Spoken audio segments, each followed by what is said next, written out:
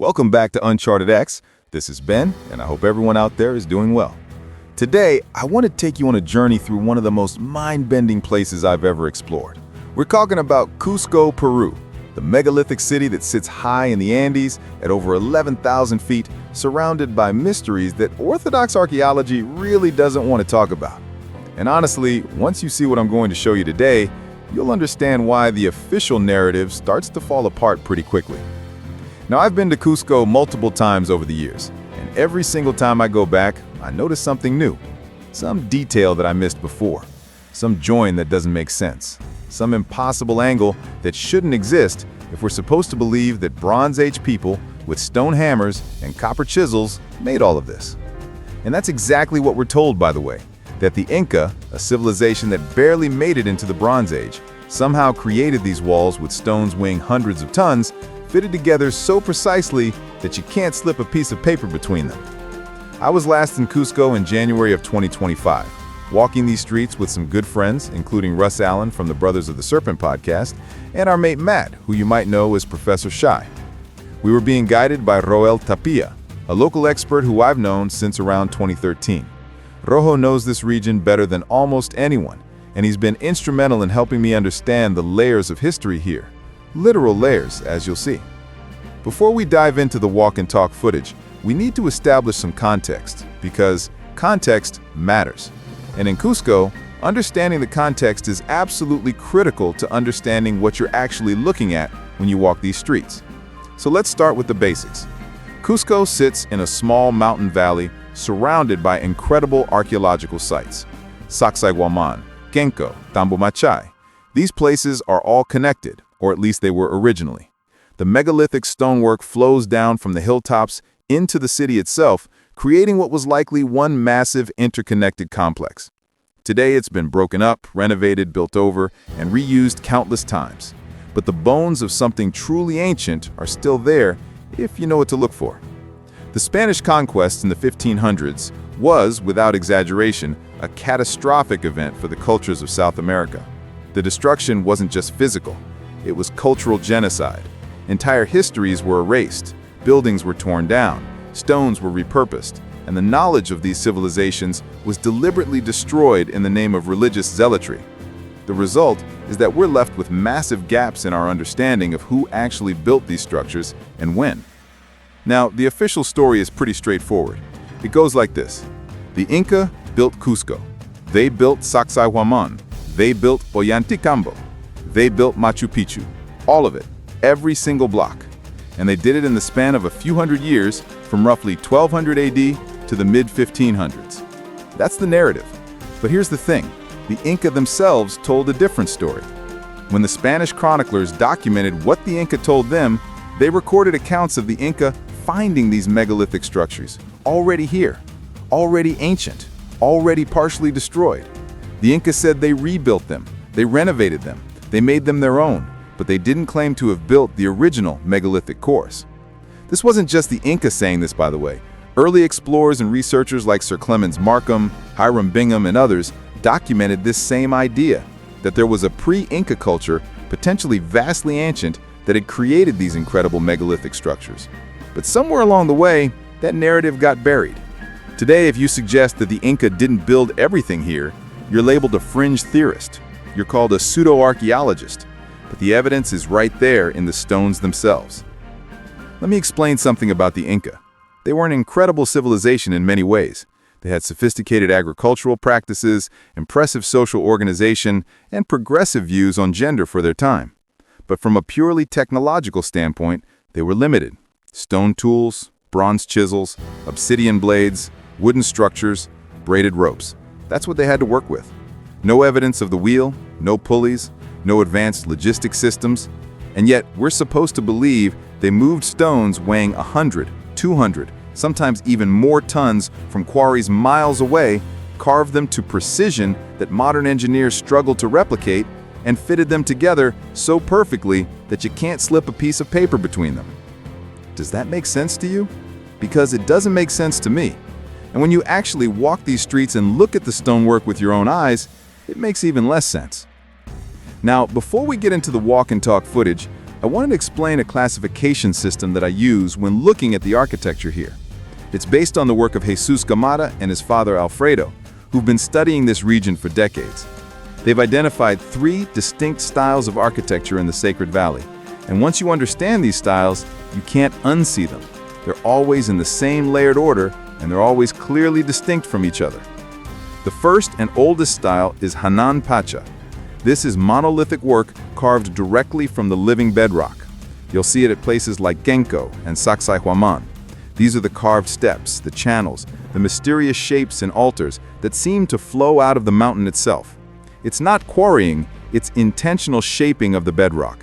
And it looks ancient, massively eroded. In some places, it looks like it's been subjected to catastrophic damage or even melting. The stone has these shiny, vitrified surfaces that nobody can really explain. When Hanan Pacha is present, it's always the bottom layer, always the oldest. The second style is Urin Pacha. This is what most people think of when they picture ancient Peruvian stonework. These are the cellular megalithic walls made from precisely fitted blocks of granite or andesite, often brought from quarries miles away. This is the style you see on the famous walls of Cusco, at Ollantaytambo, at the core of Machu Picchu. These blocks fit together with impossible precision. They have those iconic stone nubs on them. And like Hanan Pacha, you often find vitrification and evidence of catastrophic damage. When both styles are present, Urin Pacha is always built on top of or around Hanan Pacha, as if protecting and honoring the older work. The third style is Ukun Pacha. This is the Inca style. Smaller local stones, cobblestones, mud mortar, roughly shaped blocks. No vitrification, no nubs, no precision joints. This style matches what we know the Inca were capable of.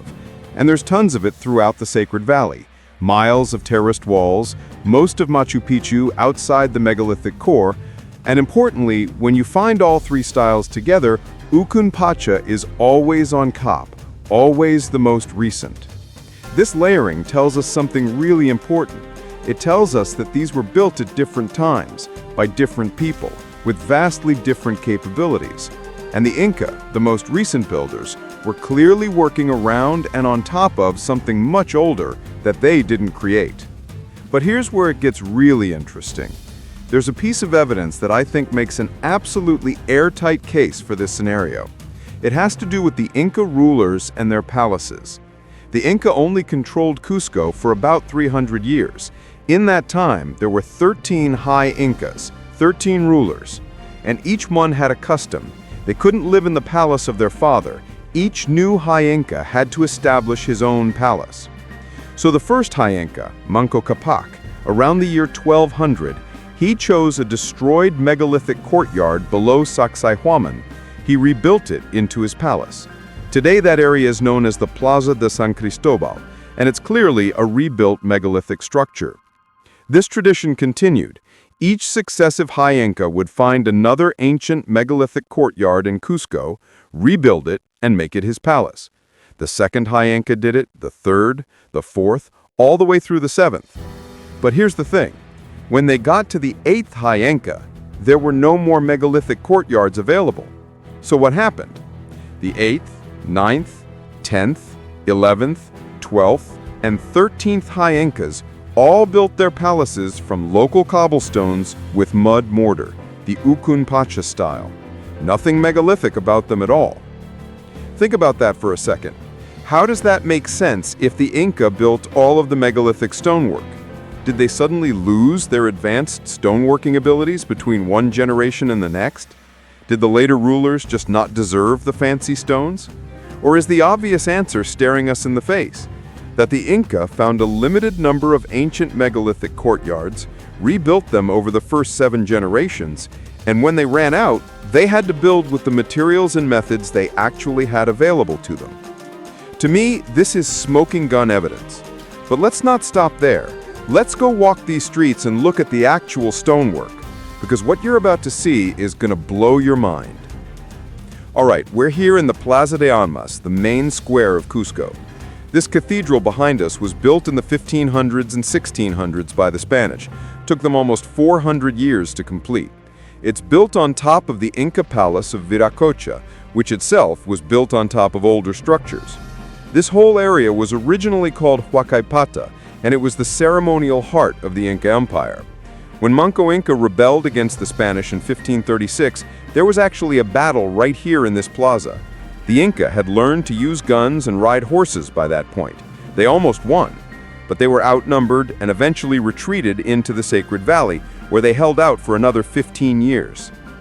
Now, let's start looking at some walls. This right here, this is what I want to show you first. Look at these joints. See how this block sits just slightly lower than the one next to it. That creates this little step, this tiny angle change in the joint. And it's not just one surface meeting another, it's three surfaces coming together at one joint. Look at this.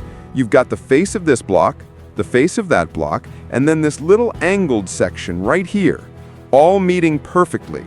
No gaps. How do you even do that? And look at the surface of these stones. See these pocking marks? These are from hammering, supposedly. But here's what's interesting. In some spots, it looks like there was an original smooth surface that was deliberately roughened by pounding. Like they cut the stone smooth first, and then they went back and hammered it to create this texture. Maybe so they could adhere plaster to it, maybe for some other reason, but it's telling us something about their process.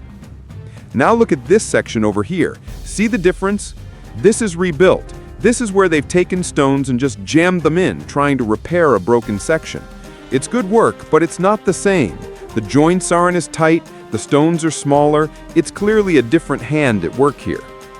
And these stones down at the foundation level, look at how fine these joints are.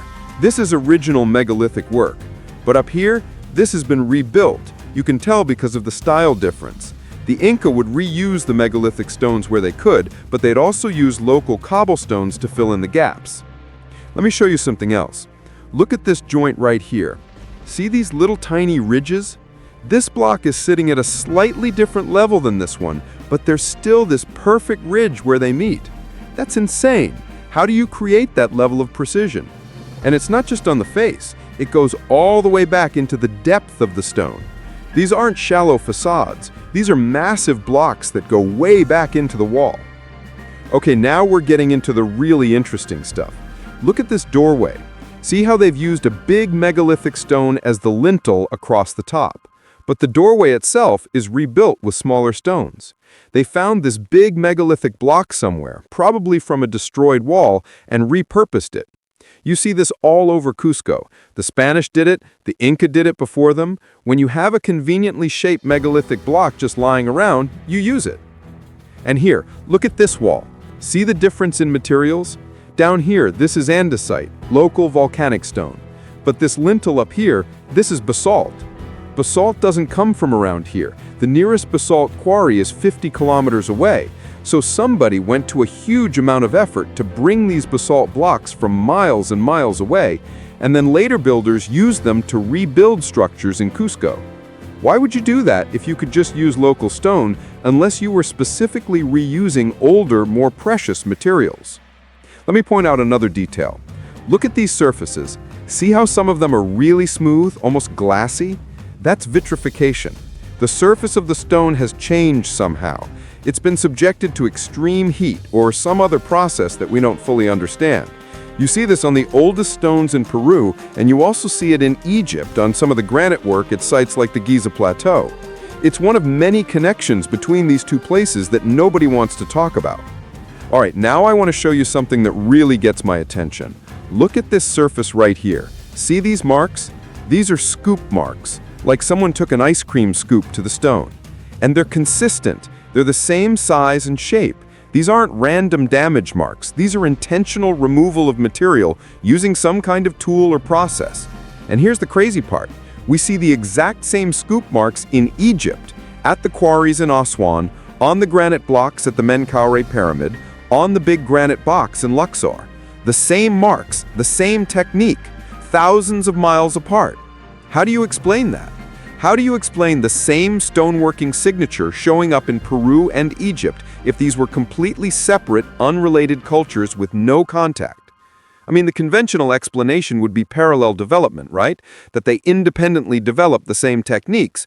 But that starts to fall apart when you look at just how specific these similarities are. The scoop marks are the same size. The stone nubs are in the same style. The precision fitting is the same. The vitrification is the same. At some point, you have to ask yourself if maybe, just maybe, there was some kind of connection, some shared knowledge, some common origin. And look at this unfinished section here. See how there's still excess material on the stone? They were in the process of removing this material, probably with those same scoop marks, and they never finished. This stone was abandoned mid-process. Why? What happened that stopped the work? Was it a catastrophe? Did the builders just leave? We don't know, but it's another clue. Now we're coming up to one of my favorite walls in all of Cusco. This is the Inca Roca Wall, named after one of the high Incas whose palace this was. But make no mistake, this wall predates the Inca. They rebuilt it, but they didn't create it. And the evidence for that is right here in the stonework. Look at these massive blocks. Look at the size of them. These aren't small stones. These are multi-ton blocks of granite and andesite. And look at how they fit together. These joints are curved. They're complex. They change angle as they go back into the depth of the stone. How do you carve something like that with bronze chisels and pounding stones? You don't. It's impossible. And look up here where the wall is broken. This is incredible. You can actually see the depth of the joints where these stones meet. See how consistent it is? The precision goes all the way through the stone. It's not just a surface treatment. The entire block was shaped to fit perfectly with its neighbors.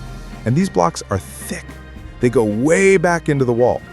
So you're talking about shaping the entire volume of a multi-ton stone to fit precisely with other multi-ton stones, all while maintaining these complex curved angles.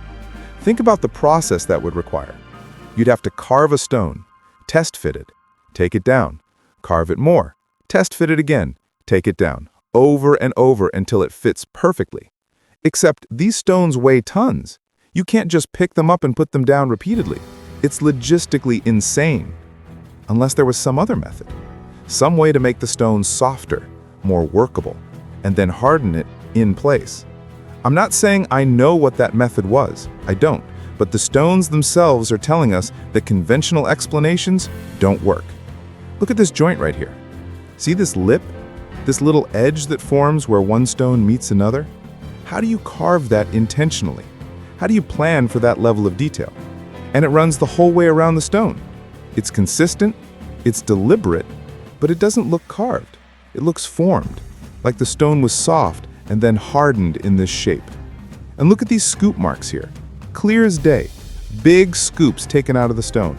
Same size, same shape, just like in the quarries, just like in Egypt. This is not random damage. This is a technique, a deliberate method of removing material. But we don't have any modern equivalent to compare it to. We don't know what tool would leave marks like this in granite.